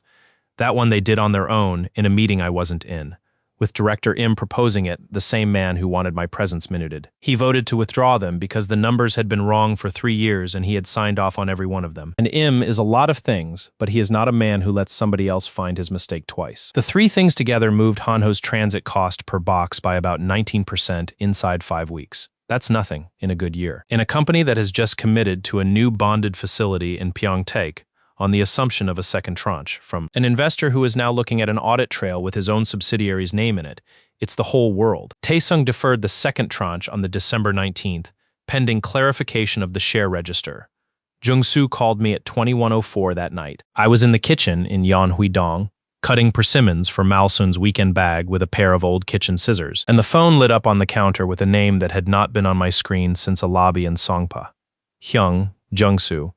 Sari looked at it, then at me. I finished the persimmon, put it in the box, wiped the blade on the cloth. Because you don't put those scissors away wet, grandmother would take them off you. The phone went to voicemail on its own. 20 seconds later, it started again. You could just find out what he wants, Sari said. I know what he wants. You don't. You know what he needs. That's different. And you've been 3 weeks ahead of that man since November. And the one thing you've never once done in your life is let him talk while you already have the paper. She had a point. She usually did, and she always made it while eating something off my plate. I turned the phone face down on the counter anyway. Is the car free at 7 tomorrow? I said. I need to get to Namyangju before the notary opens. The notice went up at Solyang on the 23rd of November, taped to the glass of the front door where every resident could read it on the way to breakfast. Building sale completed. New owner. SJ Asset Development Co. L. Ipati. All occupancy agreements terminated with 60 days notice. Vacate by 22nd of December. 22nd of December. Mrs. O had it down off the glass by the time I got there, but somebody had already photographed it, and it was going around the residents' families on a group chat. And by 10 in the morning, there were 4 adult children in the corridor shouting at a woman who earns $2.8 million a month. SJ Asset Development had been incorporated in October with capital of 10 million won. Its registered address was a shared office in Gangnam. Its sole director was a 26-year-old woman who, when a reporter eventually called her, turned out to be a junior employee at a Taesung Capital portfolio company who had signed some papers for her team leader. They didn't buy a care home, they bought a lever for about 1 billion won, which for that man is what a nice watch is for other people. I understood the message immediately, and so did everyone else. Move the old woman before the 22nd. And see how well she keeps a document while she's being moved. Mrs. O sat in her office and cried for about 90 seconds and then stopped and asked me what we were going to do. Because at some point in 14 months I had become, without any conversation about it, the person you ask. 41 residents, she said. 11 are on oxygen. 4 are end of life. The nearest facility with capacity is in Chuncheon and they'll take 9. I made 2 calls. The first was to Yuna, who listened for 40 seconds and said, Warehouse 3 is empty. It's heated, it's clean, it's got a sprinkler certificate and a working canteen, and it is completely unsuitable for elderly people. And I can have it licensed as temporary accommodation in about 9 days if the district office likes me, which they don't. How much? Don't. Rule 1. A pause on the line. 2.4 million a month, which is the internal transfer rate for that space, Yuna said. It'll be on your payslip. Now stop wasting my morning. The second call was to Sari, and she didn't pick up because she was already in the car. We moved 41 people in 3 days. I've done a lot of logistics. Nothing I have ever done was harder than that, and nothing I have ever done was less like a story. There is no montage. There is a woman in room 12 who will not go without her husband's radio, and the radio does not work, and there is no time to explain why the radio can't be plugged in on the truck. So you sit on the end of her bed and hold the radio for 4 minutes while she tells you about a summer in 1974. There is Mr. Yang, 90, deaf in one ear, who kept getting out of the chair to help. There is an oxygen concentrator that needs a dedicated circuit and an electrician who says he can come Thursday, and it's Monday. And Sari stands in the middle of warehouse 3, with her phone and calls 11 electricians and gets 9 no's, and then finds one in Bupyeong who says he's retired, and she drives to Bupyeong. She came back with him at 9:30 at night. He was 71. He worked till 3 in the morning and would not take money, so she bought him a set of tires for his van instead, and had them fitted while he slept in the canteen. And when he found out in the morning, he shouted at her for 6 minutes in a dialect I couldn't follow and then hugged her. Yuna did it differently.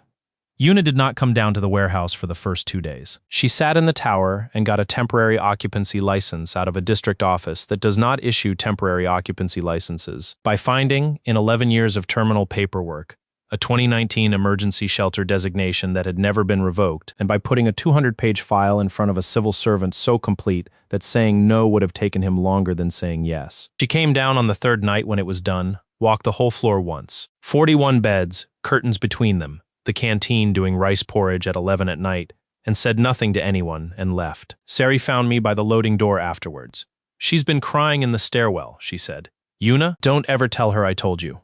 She lit a cigarette, which I'd never seen her do and never saw again. She does it about twice a decade, and then she'd rather die than be seen. So we're not going to be kind to her about it tomorrow. We're going to be completely normal, and it's going to be the hardest thing either of us does this week. Malsun gave me the envelope on the last night in the old building. Her room was stripped. Bed frame, a chair, the gray cloth bag.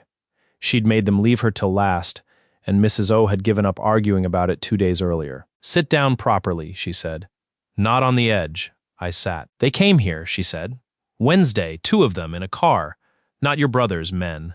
They asked at the desk for the resident who used to work for the Sun family. Mrs. O told them she'd have to check the records and went and stood in the toilet for 10 minutes. Why didn't you call me? Because you'd have come, Malsun said, and then they'd have known which room. She put the bag on her knees. I'm 81, she said. In a warehouse, with a curtain, with 40 other people who all know my business by Friday. I can't keep this any longer. It stops being safe with me tonight. She took out the envelope. Brown, soft-cornered, red seal broken once, and taped by hand. She held it out flat on both palms, which is how you hand something to a person you've decided is above you, and I have never in my life been so embarrassed by a gesture. Ajimeoni. Take it before I drop it, my hands aren't good in the evening. I took it. It weighed nothing. 4 pages of paper in 11 years. There's a thing I have to tell you, she said, and then I want to go to bed.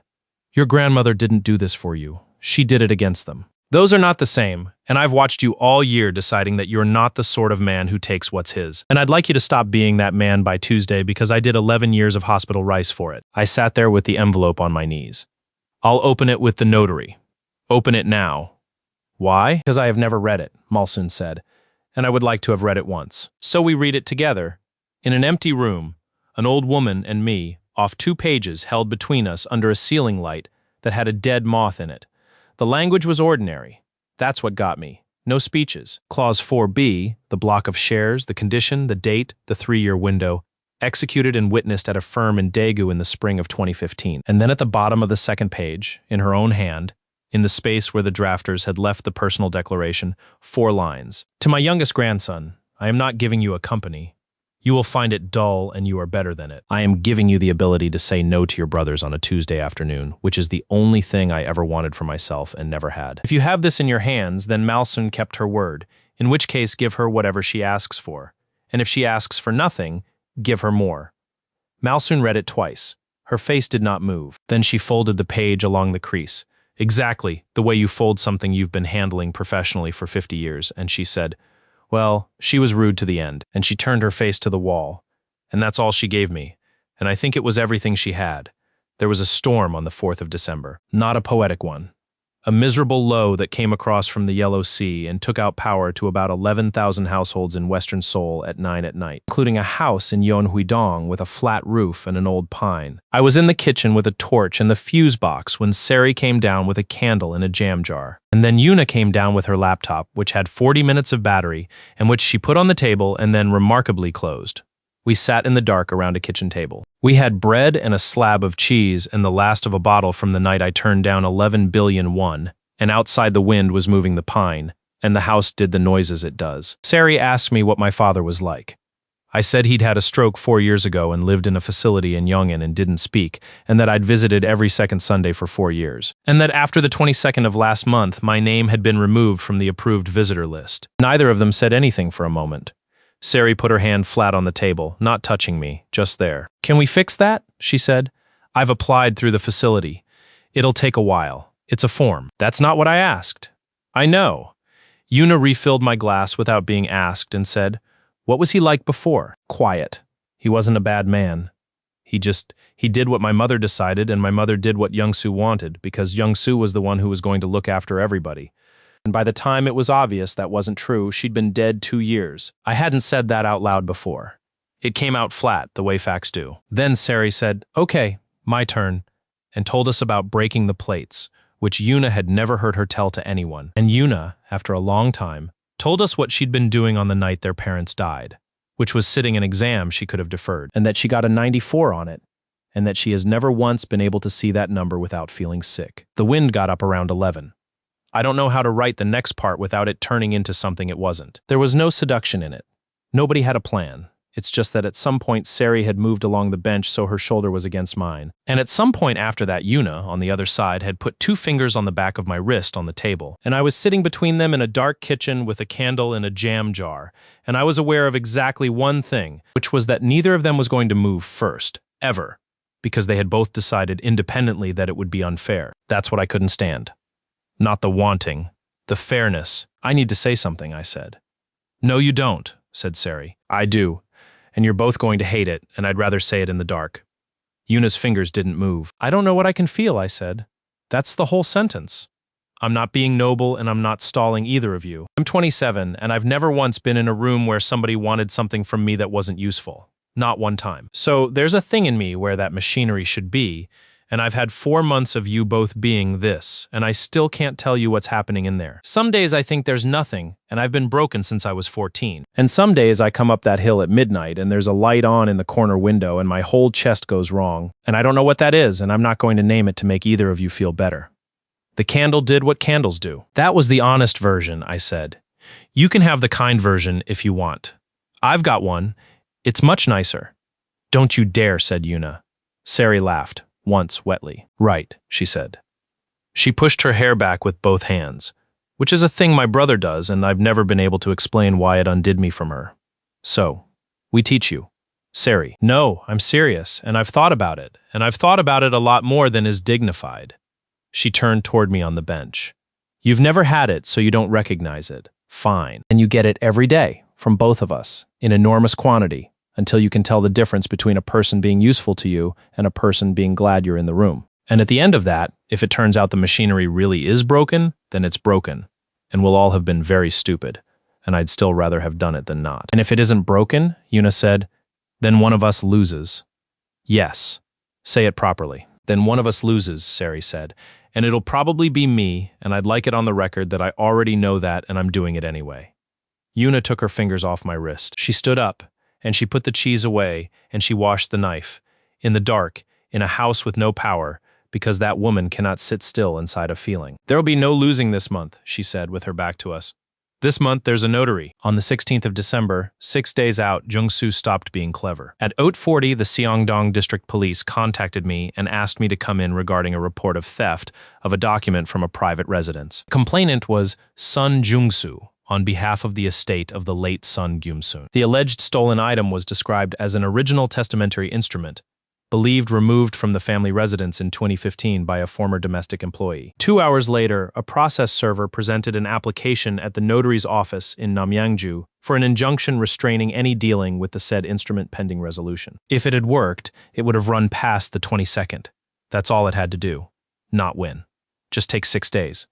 Here's what my brother didn't know. He didn't know that I'd had a lawyer for 5 weeks, not Han Marines, a woman in Mapo who does trusts and estates and had never heard of any of us, whom I found by reading 3 years of published probate rulings and picking the name that kept winning. Her retainer was 11 million won. I paid it out of a salary of 4 million for a month by not paying anything else. And by the 16th of December, I owed her about 8 of it, and she was fine about it, and she was the single best purchase of my life. He didn't know I had a recording of Tayo saying after December on a pontoon. He didn't know that Malsoon had given a videotaped deposition on the 28th of November, in the presence of that lawyer and an independent witness, at a table in Warehouse 3 with a curtain behind her, in which an 81-year-old woman with a bad hip stated her name and her employment history, and the date and place the envelope was given to her, and answered 14 questions about it without a single error. And he didn't know the thing that ended it, which is that his own lawyers, in filing the police report, had to attach a description of the instrument they claimed was stolen. To describe it, they had to prove it existed.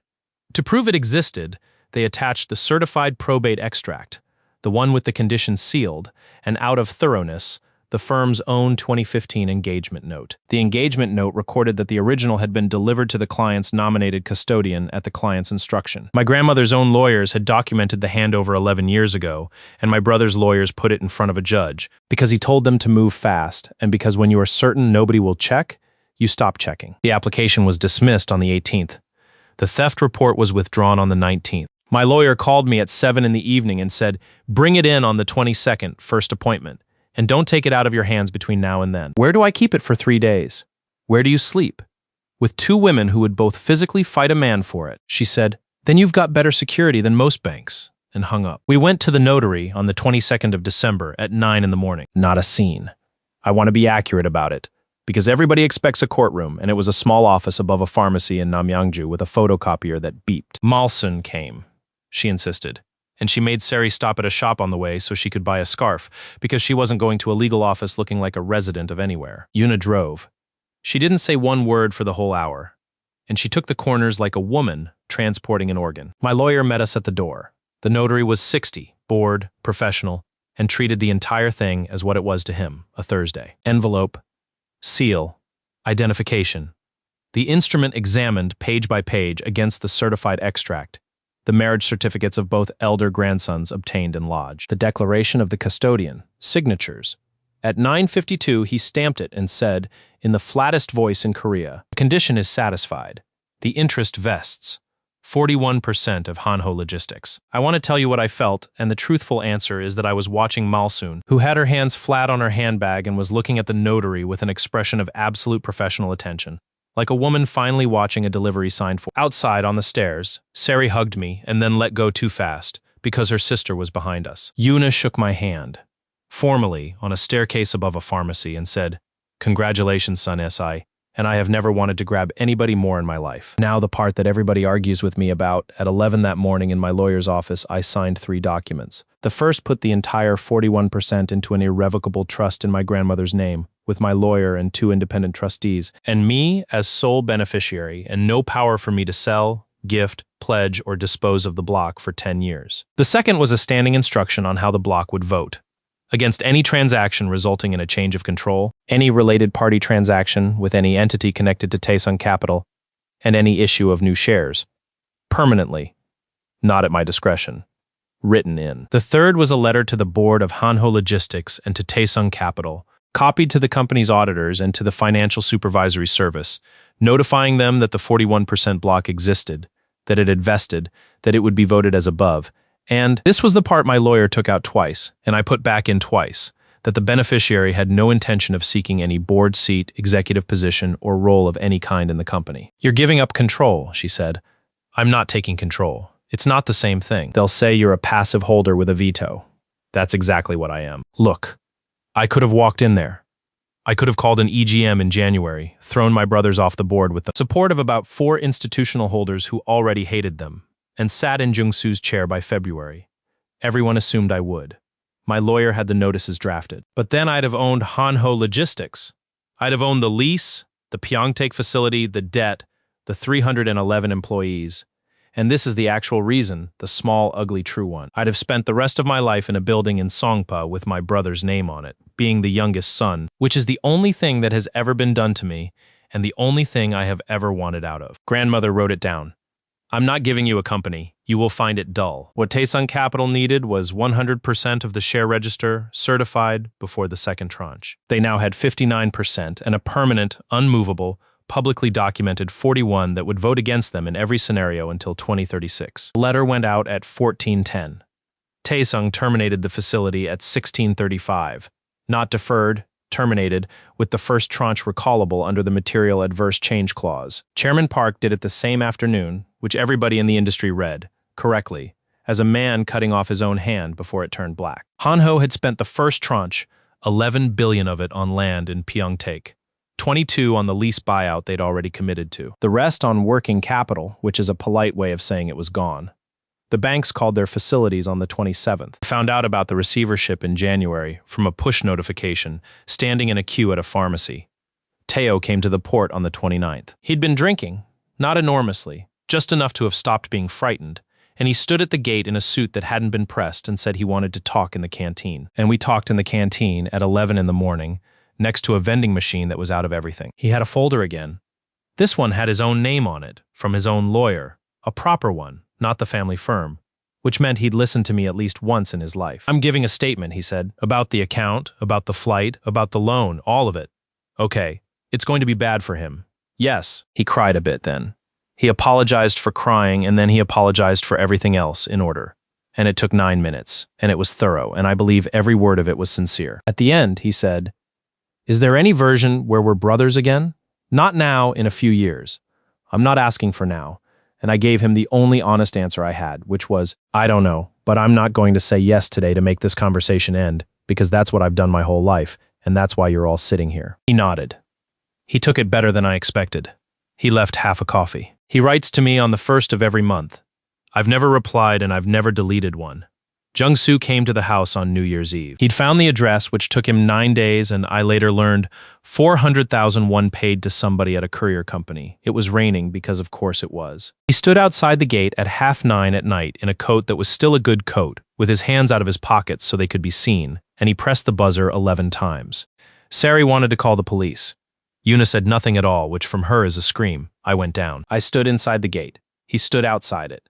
Neither of us opened it, and that's how the whole conversation happened, through iron bars with rain coming off the top of them, which I did not plan, and which I have never stopped being grateful for. He did the speech. Some of it was good. He was better at this than Teo. He always has been better at everything, and he found things I hadn't expected him to find. He talked about our mother. He talked about the fact that he was 9 when I was born and he was the one who fed me for a year because she was ill, which I hadn't known and which is probably true. He talked about the storage room and said he'd never once thought about it until this month, and that he'd thought about it every day for the last 3 weeks. Then he asked me to come to a meeting. That was the actual purpose. There was a hotel lobby and a restructuring and a consortium in Busan who would put in enough to keep the operating company alive, and they needed the 41 to sign a standstill. And if I came on the 3rd of January and sat at a table with him and his wife and his father-in-law, we could all— "No," I said. "You haven't heard the— I'm not going to the meeting. Jeho, 300 people work there." 286, I said. "You laid off 25 on the 18th and it's in the filings." The rain came off the top bar of the gate and onto his shoulders. He hadn't got an umbrella. He'd worked out, correctly, that an umbrella would ruin it. 4 things, I said. "Then I'm going in. 1. I know you were 9, and I know you fed me, and I believe you. It doesn't buy this. 2. I'm not doing anything to you. The 41% votes the way it votes. It's in a trust I can't touch for 10 years. And I did that on purpose, on the 22nd, before I knew what would happen, so there's nobody to beg. That's the part you've never understood about me, and it's why you lost. I didn't take a weapon. I took away the thing you were going to use. 3. You put a loan in my name, not the flight, not the flat, not the account, the loan that took 4 minutes on somebody's phone and it would have followed me for 7 years. And you did it in case I came back and needed to be leverageable. And that is the one I'm never going to get past. 4. I stopped. I had a 4th. I'd had it for 11 days and it was the good one. The one about the funeral and the second row. And I stood there in the rain and found that I didn't want to give it to him because he'd have kept it and I'd rather he went home with 3. 4, I said. Get an umbrella. And I went in. He stayed at the gate for about 40 minutes. I know because Sari watched from the landing window the whole time with her arms crossed and gave me a running report I did not ask for. At some point, he sat down on the low wall opposite. At some point after that, he left. 2 days later, in the lift at Han Marine's head office, at 8:20, between the 3rd floor and the 11th, Sari kissed me. There was one other person in the lift, a man from finance called Bake, who has never once mentioned it to anybody and who now gets a bottle of something expensive from me every Lunar New Year. She did it without warning and without apology, and importantly, without looking up at the camera in the corner, which she absolutely knew was there, because she is the person who signed off the installation. That's the second one, she said as the doors opened. So you know I'm not pretending it was the boat. I stood in that lift while it went back down with me still in it, and then all the way back up. Una came into the reefer office at 11 with a folder and left it on the desk and said, without preamble, I saw the recording. I didn't say anything. I wasn't looking for it. Security flags any lift stop over 90 seconds and it comes to me. She put her hand on the folder and squared it with the edge of the desk. I'm not going to do anything about it. Not to her, not to you, and not the obvious thing. Una, the Wanhai schedule's in there for January. Berth 7's tight on the 11th. She was already at the door, and you'll tell me when you know. That was the deal. The trust started paying in March. 41% of a company in receivership is worth nothing on paper. But Hanho's operating arm was sold as a going concern to a mid-size group in Busan in February, and the shareholders' distribution after the secured creditors came out at a number I had to have explained to me twice. Not 11 billion. About a third of that. It's still more money than anybody in my family has ever had at one time. And it arrived in a trust account I couldn't touch without 3 signatures, which is exactly why I'd built it that way in December. I know myself, and I know that if it had come into a normal account on a Thursday, I'd have given it away by Sunday to whoever asked first. I did 4 things with it, and I told nobody about any of them, which is the part I'd defend least. I bought the Solyang building. SJ Asset Development had a care home with no residents, 60 days into a project with no purpose, in a district that had by then had 2 newspapers and a TV crew through it. My lawyer bought it through the trust in 11 days for 400 million more than they'd paid, and I've never once been sorry about the 400 million, because I'd have paid 2 billion, and they knew it and they didn't ask, which tells you something about how badly Taesung wanted the whole thing off their books before the audit season. I endowed it. Not 400 million a year for 10 years. 140 million a year, forever, off a capital block that can't be broken, which is less per year and much longer, and which was the argument I lost with Mrs. O, and then won with a calculator. I moved my father to a better facility in Bundang and put my name back on the visitor list, which I did not need money for, only a form in 11 weeks and 1 letter from a lawyer. And I paid Mr. Gu's daughter's tuition. That took me 4 months to find him for, and when I did, he told me to keep it. And I said it wasn't for him, and he said fine. And that was the entire conversation. Sari found out about Solyang from a local news site on a Tuesday. She came into the reefer office with her phone out and put it on the desk in front of me, screen up, and said absolutely nothing for about 8 seconds. You bought a building. The trust bought a building. You bought a building, and you did the whole thing through a lawyer in Mapo.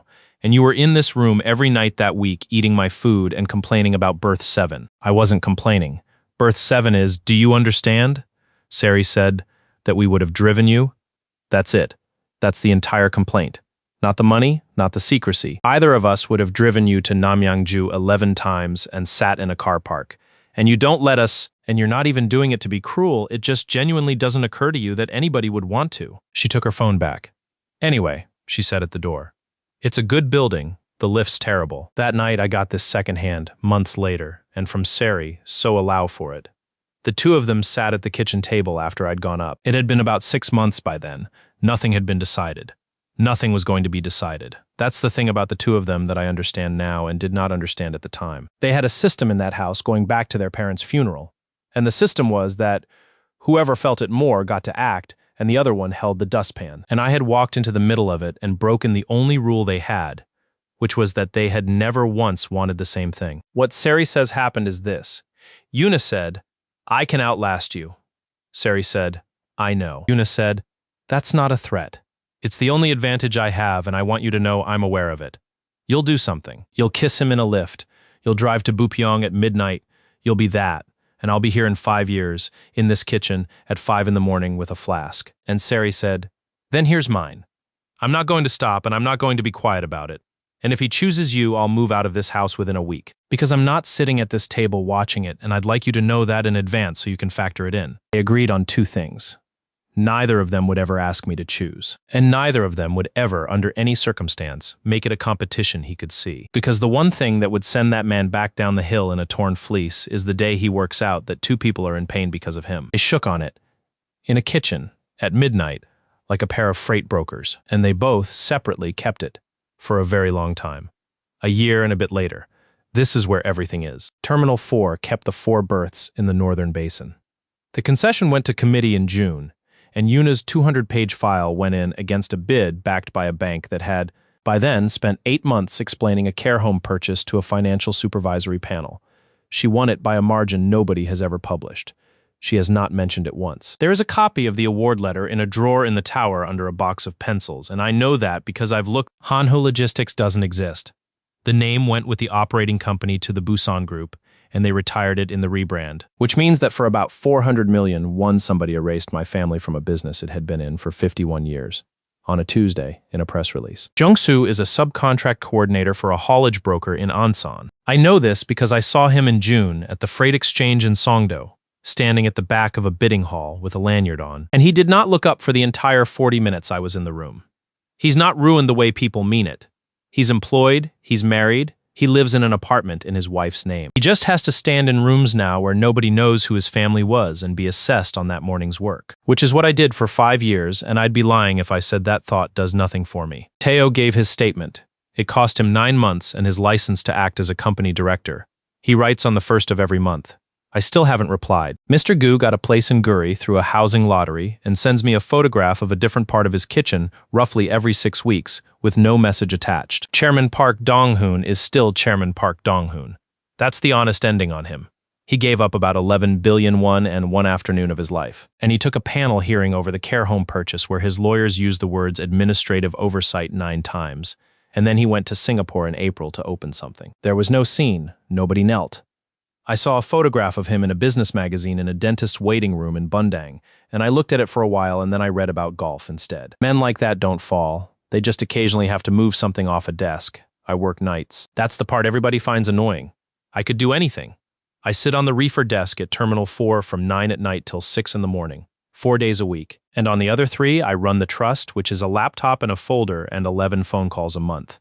Yuna offered me operations director in writing, twice. I turned it down twice, and the second time she said, "Good, the board would have been unbearable," and went back to her screen, and I saw her mouth do something on the way out. Malsoon died in August, in her sleep, in room 4 of a building she had personally forced 2 billionaires and a chairman to fight over. She was 83.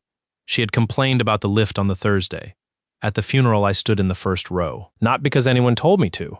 Sari put me there physically, with a hand between my shoulder blades in front of about 60 people, including her own relatives. And then she stood on one side of me, and Yuna stood on the other, and neither of them moved for 2 hours.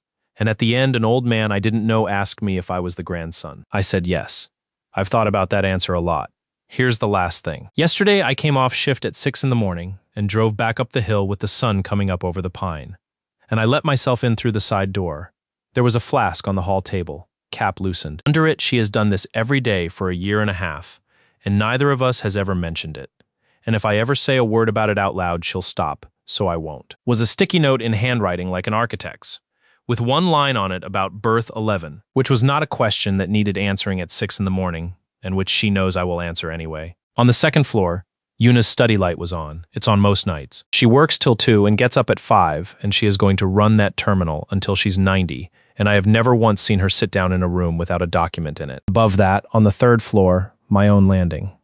And on the way up, on the step where the wood creaks, Sari was sitting. In pajamas with a coat over them, with her car keys in one hand for no reason at all, except that she'd fallen asleep holding them, waiting on a staircase for a man who finishes at 6. She heard the creak and opened her eyes. "There's soup," she said. "It's 6 in the morning." "There's soup at 6 in the morning. It's not for you specifically." "Okay. It's soup, Jeho." She stood up. She was on the step above me, which put us at the same height, which she has never once let go to waste. Behind her, at the top of the stairs, was my door. Below and behind me, on the 2nd floor landing, a light was on under another one, and the woman in that room had heard the creak too, because that woman hears everything in this house and had not come out because she never does, and because she promised her sister she wouldn't. 2 doors, 1 flask on the hall table, One person on the stairs awake since 4. I know exactly what everyone wants me to tell you here. I'm not going to. I put my hand on the rail. Sari didn't move out of the way, and I didn't ask her to. And the light was coming up gray through the window on the landing. And somewhere down the hill, the 610 bus went past on the main road, the way it does every single morning, whether anyone on it is going anywhere or not.